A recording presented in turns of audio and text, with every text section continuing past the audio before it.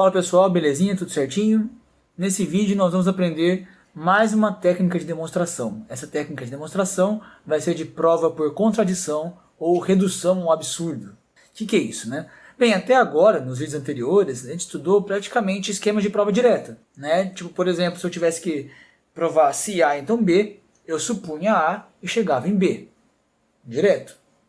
Mesma coisa que quando eu tinha aquelas esquemas de prova de conjuntos também, né? Se eu quisesse supor que um conjunto é subconjunto do outro, eu supunha que ele estava em um e chegava à conclusão que ele estava no outro. Também era direto. Né? Tinha também aquela prova pela contrapositiva, que a gente viu também, né? Que para provar se A, então B, eu fazia se não B, então não A. Ou seja, eu supunha não B e chegava em não A. A gente viu que A, então B e não B, então não A eram logicamente equivalentes. Se são logicamente equivalentes, tudo bem. Mas, ainda assim, a contrapositiva é um esquema de prova direta, né? Eu suponho uma coisa e chego em outra. Eu suponho não B e chego em não A. É só uma maneira de reescrever a sentença que é diferente. Mas o esquema de prova é o mesmo. No esquema de prova por contradição, vamos supor que você queira provar se A, então B. O que nós vamos fazer é, eu vou supor A e não B e vou chegar numa contradição. E vou concluir com isso que estava errado supor não B. Portanto, B deve ser verdade. Um pouco mais de detalhe. Supor A e não B e chegar numa contradição, se o meu raciocínio estiver correto, o meu erro que levou à contradição só pode estar nas minhas suposições, nas minhas hipóteses. Ou seja, ou A ou não B não pode estar correto, não pode ser verdadeiro. Como o A deve ser verdadeiro, nós estamos supondo, queremos supor A, o erro deve estar em supor não B como sendo verdadeiro. Então, como não B deve ser falsa, B deve ser verdadeiro. Em outras palavras, é impossível eu ter A e não B, ambas verdadeiras. Portanto, não B deve ser falsa, logo B é verdadeiro. Esse é o esquema. Vamos para a lousa, vamos entender isso um pouco mais formalmente, beleza? Aí, pessoal, esse é o esquema de prova, então, de prova por contradição, ou redução ao absurdo. Qual que é a ideia?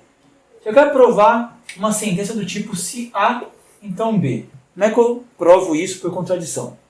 Bem, primeiro eu suponho A, que é a minha hipótese do teorema. Suponho A. Aí eu faço uma hipótese adicional. Eu suponho por contradição não B. Suponho, né, que não B seja verdade. Aí eu argumento até chegar em uma contradição.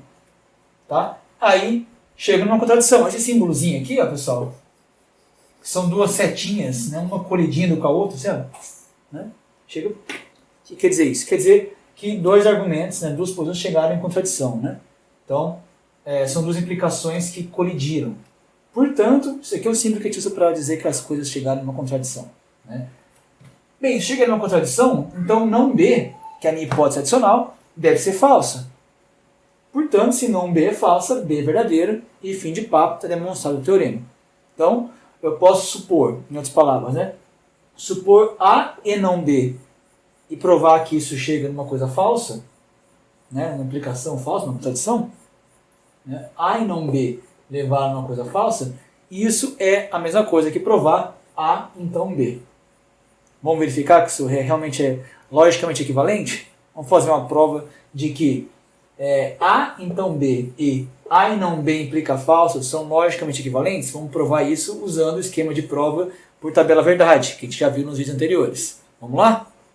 Então vamos demonstrar aqui a seguinte sentença, né? As fórmulas booleanas A implica B e A e não B implica falso são logicamente equivalentes. Se elas são logicamente equivalentes, eu vou poder dizer que se eu mostrar que isso aqui é verdadeiro, isso aqui também tem que ser verdadeiro.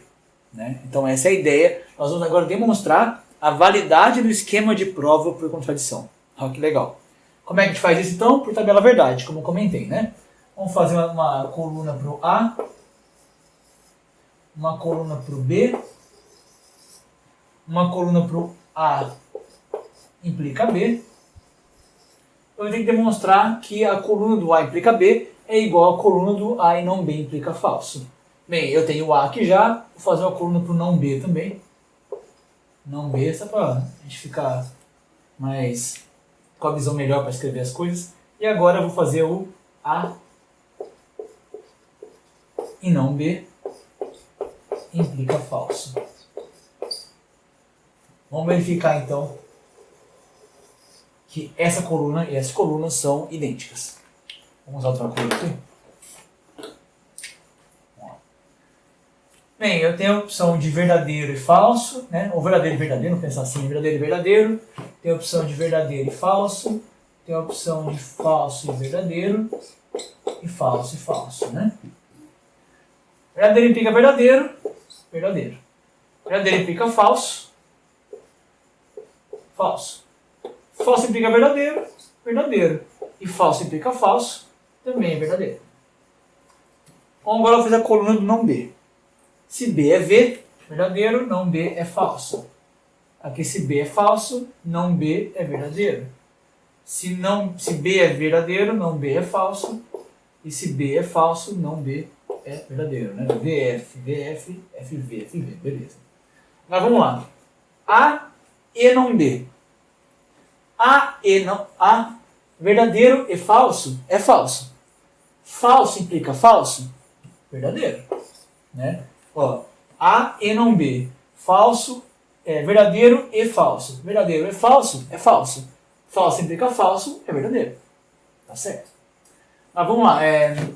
A e não B, né? Verdadeiro e verdadeiro. É verdadeiro. Verdadeiro implica falso? Não, é falso. Então, falso. Agora A e não B de novo. Falso e falso. Falso e falso é falso. Falso implica falso? É, verdadeiro.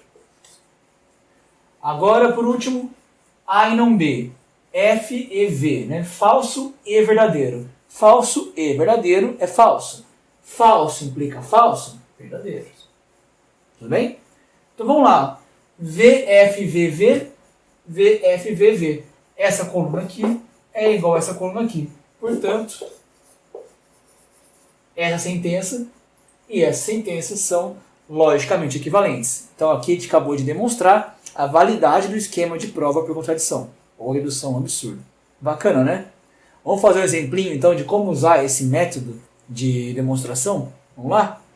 Então vamos provar a famigerada sentença: nenhum inteiro é ao mesmo tempo par e ímpar. A gente sabe disso, mas vamos provar que isso é verdade, usando o método da prova por contradição. Tá? Primeiro de tudo, vamos escrever essa sentença, reescrevê-la no termo CA então B, né, que dê estrutura melhor nosso raciocínio. Nenhum inteiro é ao mesmo tempo par e ímpar. Eu posso pensar então assim: se x é inteiro, então x não pode ser simultaneamente par e ímpar. Né? Essa é a ideia. Então, se x é inteiro, minha suposição A é x ser número inteiro, a conclusão B é: ele não pode ser par e ímpar ao mesmo tempo. Tá? Então a ideia de contradição é: eu vou supor primeiro A, então eu vou pensar assim, né? Seja x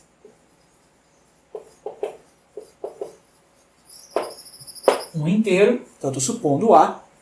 Vou fazer uma hipótese adicional, que é a hipótese não B. B era quem? B era x não pode ser ao mesmo tempo par e ímpar. Eu vou supor o contrário disso. Eu vou supor, por contradição, que x é ao mesmo tempo par e ímpar. Então, vou botar assim, embaixo, né? Por contradição,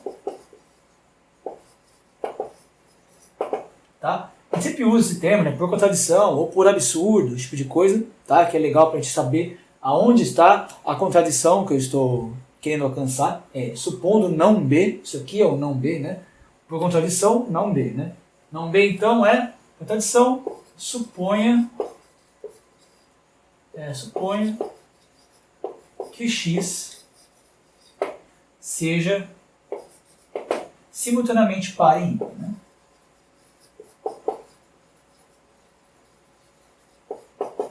Simultaneamente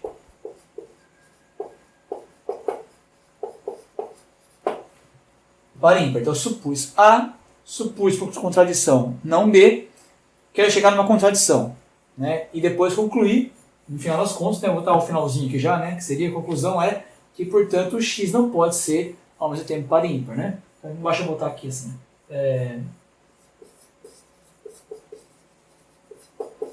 Portanto, x não pode ser escrever ser direito, né? Que é importante escrever o português correto, né? Não pode ser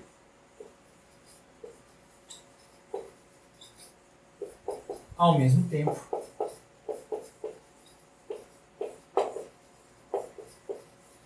par e ímpar. Então, beleza. O que eu faço agora? Eu tenho que chegar numa contradição. Eu não sei qual contradição eu vou encontrar ainda. Só sei que eu devo encontrar uma contradição. Né? Primeiro eu estou supondo algo absurdo. Supondo que x seja par e ímpar ao mesmo tempo. Né? Então eu sei que eu vou me contradizer aqui. Se eu fizer o raciocínio correto, eu vou chegar numa contradição que vai me satisfazer. Né? Eu vou olhar bem, isso aqui é um absurdo. Portanto, o x não pode ser ao mesmo tempo par e ímpar. O que eu faço agora também? Eu sei que x é par e ímpar. Eu vou então desenredar as minhas definições. Eu sei o que significa ser par. Então, bota assim. Como x é par, tá? Até aqui então foi a minha hipótese por contradição, e agora eu começo a escrever os meus argumentos. Como x é par, vou botar assim. Existe A inteiro, tal que x é igual a 2A. Né? Ou seja, 2 dividido x, portanto existe um inteiro, tal que x é igual a 2A. Beleza. Do outro lado, x é ímpar também. Né? Então, por outro lado, como x é ímpar, existe, vou botar um outro inteiro aqui, b inteiro, tal que x é igual a 2b mais 1, pela definição de número ímpar. E aí agora eu acabo por aqui os meus conhecimentos sobre as minhas hipóteses, né? As minhas definições acabam por aí. Então, x igual a 2a, x igual a 2b. Agora eu tenho que trabalhar com isso e chegar numa contradição. Eu vou então trabalhar com 2a igual a 2b mais 1. Né? Vamos pensar. Se 2a é igual a 2b mais 1, vamos fazer um rascunho aqui do ladinho, olha só, de vermelho. Se 2a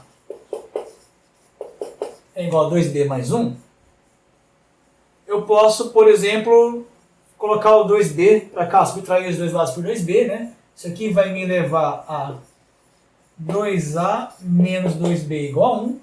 Aqui eu vou dar vontade de botar o 2 em evidência, eu vou fazer isso porque eu posso. Então vai ficar 2 vezes a menos b igual a 1. Certo? 2a menos 2b, 2a menos 2b igual a 1. E agora eu vou dividir ambos os membros por 2. A menos b igual a meio. Aí eu paro, pera lá, né? Meio, até agora eu estou devolvendo um número inteiro. Apareceu um número que não é inteiro. Como a e b são inteiros, a menos b também tem que ser inteiro. Ele é inteiro e ele é igual a meio. Isso não pode acontecer, né? Tá? Chegamos à contradição. Agora é só escrever à direita. Né? Então, cheguei na qual contradição? Cheguei na contradição que um número inteiro é igual a um número não inteiro. Tá? Então, vamos lá. Eu vou deixar aqui essa colinha para a gente poder escrever o nosso texto. Né? Então, bota assim, então, 2a igual a 2b mais 1. Logo, por exemplo, vou botar aqui, 2a, né? 2 vezes a menos b é igual a 1. Ou, divido por 2, a menos b é igual a meio. Né? Cheguei numa contradição. Posso botar esse símbolozinho aqui, ou posso escrever, né? Com a menos b, deixar isso mais detalhado, como a e b são inteiros, a menos b também é inteiro. Né?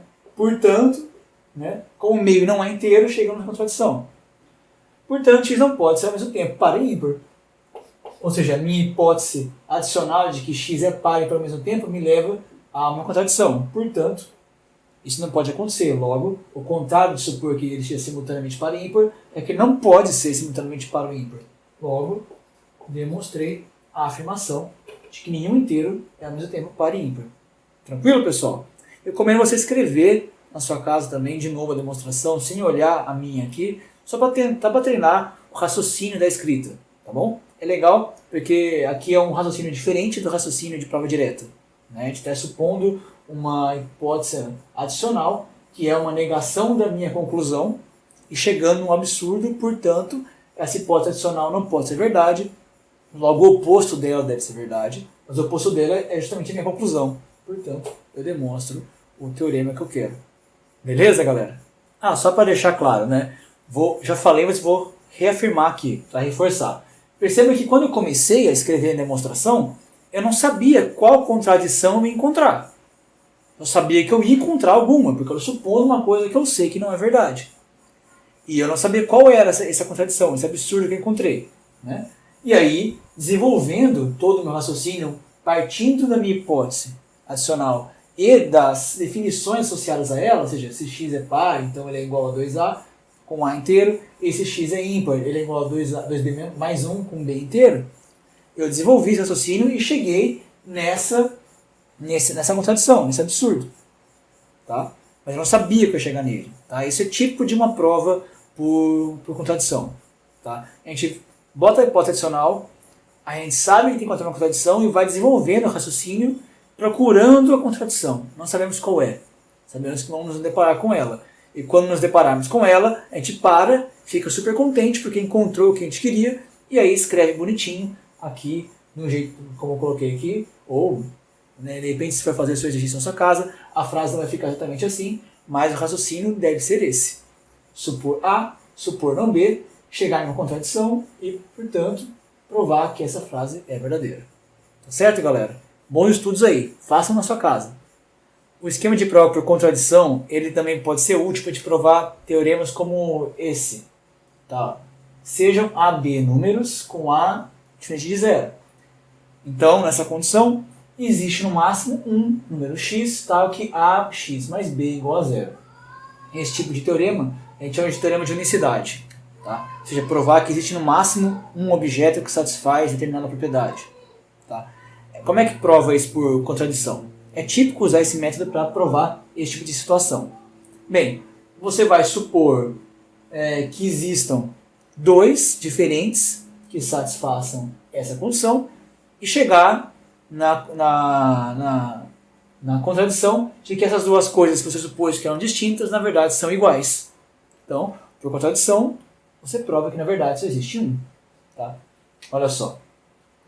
A e B números reais com A diferente de zero. Então, existe no máximo um. Vamos botar assim. Sejam dois, né? Só. Já que existe no máximo um número x, vamos supor dois. Ó. Sejam x e y números que satisfaçam essa situação. Ou seja, números tais que ax mais b é igual a zero e a y mais b também é igual a zero. Perceba o que eu estou fazendo. Eu estou supondo que existe mais de um, então pelo menos dois, números que satisfazem essa propriedade aqui. O teorema está dizendo que existe no máximo um. Então eu estou supondo por contradição, né? Seja por contradição, dois números tais que ax mais b é igual a zero e a y mais b é igual a zero. Quero chegar numa contradição. Qual contradição é essa? A contradição, na verdade, é que esses números aqui não são distintos. Ah, claro, né? São números distintos, tais que satisfazem isso, né? Números distintos. Tem que ser distintos. Sejam x e y números distintos.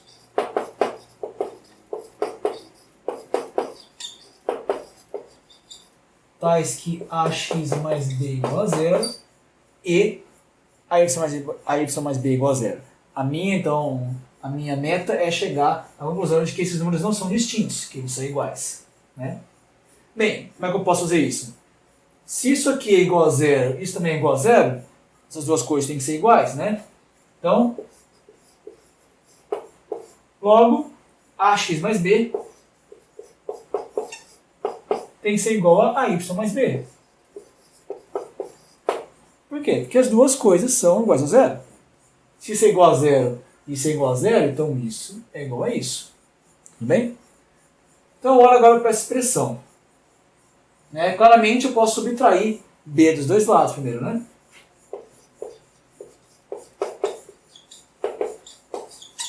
Para chegar em a igual a b, lembre disso, né? Em x igual a y, né? Para chegar em x igual a y. Subtraindo b de ambos os membros,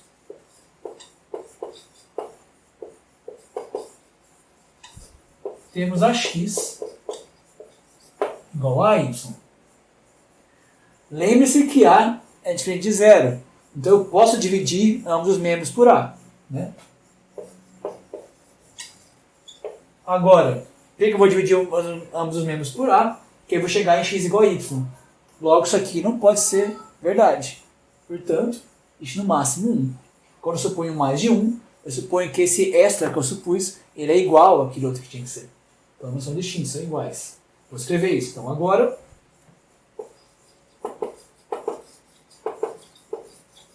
dividindo por a, reforçando que a é diferente de zero por hipótese do teorema, né? Dividindo por a diferente de zero, temos x igual a y. Ou seja, uma contradição. Né? Aí eu poderia escrever, então, portanto, existe no máximo um número x. Né? Ou posso falar por aqui. Está provado por contradição. Então eu paro por aqui, desenho meu quadradinho maroto, simbolizando que a demonstração acabou, e saio daqui satisfeito, né? Porque a demonstração foi concluída. Tudo bem, galera? Então, mais um tipo de utilidade, mais uma utilidade desse tipo de esquema de prova. Provar teoremas de unicidade, do tipo existe no máximo um. Tá bem? Você faz o quê? Supõe que existam dois elementos distintos que satisfazem determinada propriedade e conclui que, na verdade, esses elementos são iguais. Então, por contradição, isso aqui, né, supus que são distintos, cheguei que são iguais. Um absurdo, uma contradição. Logo, supor isso aqui não deve ser correto, portanto, não são distintos. No máximo, um existe. Tudo bem? Pessoal, às vezes, quando você opta por usar o esquema de prova por contradição, você pode perceber que, às vezes, aquilo não é necessário, que uma prova direta era mais simples. Tá? Mas tudo bem, né? Você tem que pensar assim, bem, se eu provei aquilo, eu tenho que me dar por satisfeito, já provei, está correto, tá certo, tudo beleza. Só que a gente, né, os matemáticos, a gente sempre prefere uma linha de argumentação mais simples. A gente chama isso de uma maneira mais elegante de fazer a demonstração. Tá? E quando é que você percebe isso? Que você poderia optar por uma escolha mais simples? Preferia você escolher uma coisa mais simples. Mas quando é que eu percebo isso? Olha só, vamos pensar. Se eu fiz a minha própria contradição, eu supunho sempre A e não B. E chegava numa contradição. Né? Chegava numa coisa que era falsa. Né? Bem, então imagine que eu supus A e não B, tá? Mas suponha que eu só usei não B. E isso chegou numa contradição. Qual a contradição foi? A contradição foi A e não A. A e não A é falso, né? Se A é verdadeiro, não A é falso. A é verdadeiro e falso é falso. Ou ao contrário, né? Se A é falso, não A é verdadeiro. Então, isso aqui é uma contradição. Né? Isso aqui é uma esquema falso. Eu usei só como eu só usei não B. Eu supus A e não B, mas eu não usei A. Só usei não B na minha série de argumentação. E cheguei nessa contradição. Se eu não usei aqui A, o A está aí sobrando. Né? Então, se eu tirar o A da jogada, tirar o A daqui, tirar o A daqui, o que eu fiz foi usar não B e provar não A. Não B implica não A. Na verdade, não B implica não A é uma prova por contrapositiva. Então, você percebe que você fez uma prova por contrapositiva, na verdade, com argumentações essas que eram necessárias. Então, você reescreve a sua prova no esquema de contrapositiva. Tá bem?